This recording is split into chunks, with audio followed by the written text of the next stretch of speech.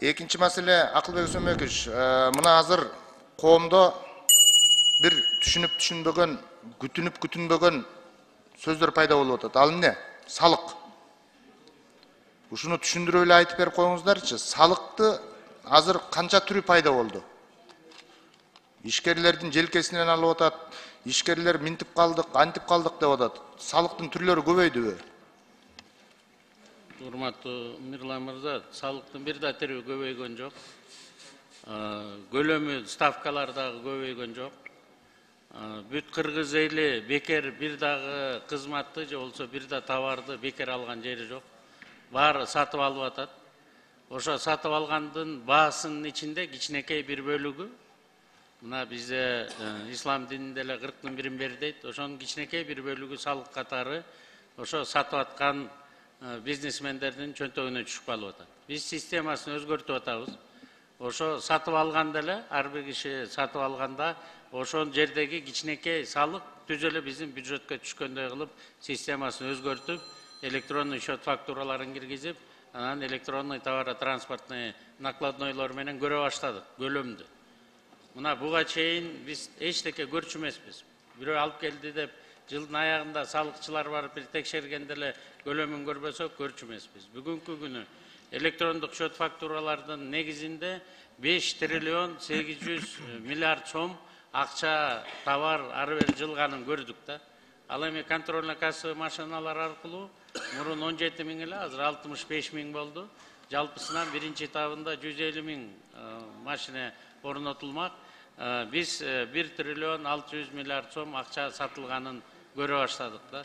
Биз бир да салыктын көлөмүн көрсөткөн жерибиз жок. Биз теневой экономиканы азайтып атабыз, контрабанданы азайтып атабыз, анан салык төлөбөйм деген бизнесмендер салык төлөбөй баштады да.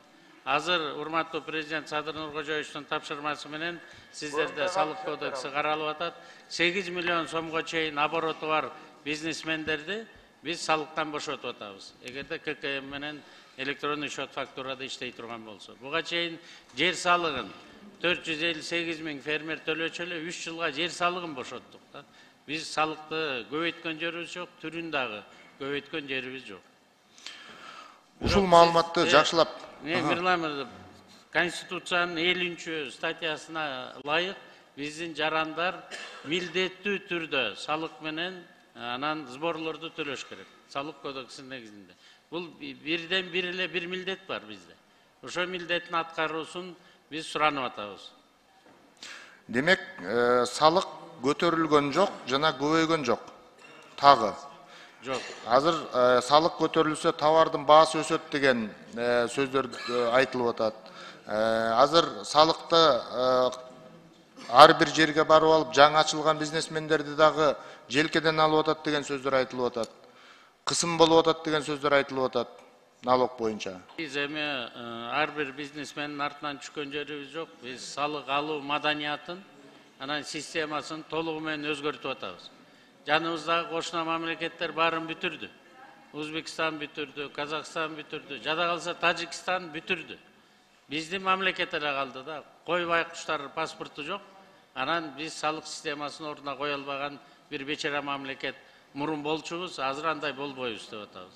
Салыкты төлөгөндү үйрөнүш керек, салыкты төлөш керек. Анын негизинде биз өзүбүздүн чек арабызды сактап калып атабыз.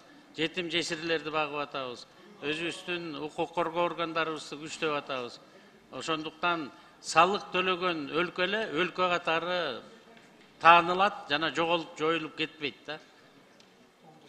Туура айтасыз. Деги эле мамлекет деген түшүнүктү кайсыл тилге которбойлуу бир эле түшүнүктү берет экен да. Эки жандан ашык мамлекет менен чектеш, 70% бир улуттан турган, ошол элдин салыгынын негизинде түзүлгөн түзүмдү мамлекет деп атайт. Муну кайсы тилге которбошундай да. Биз ушул салык боюнча ушундай учур болуп аткан мезгилде туура түшүнүктөрдү берип жеткирсек, анда эл дагы жакшы түшүнөт болуш керек. Рахмат, ишиңиздерге ийгилик каалайбыз.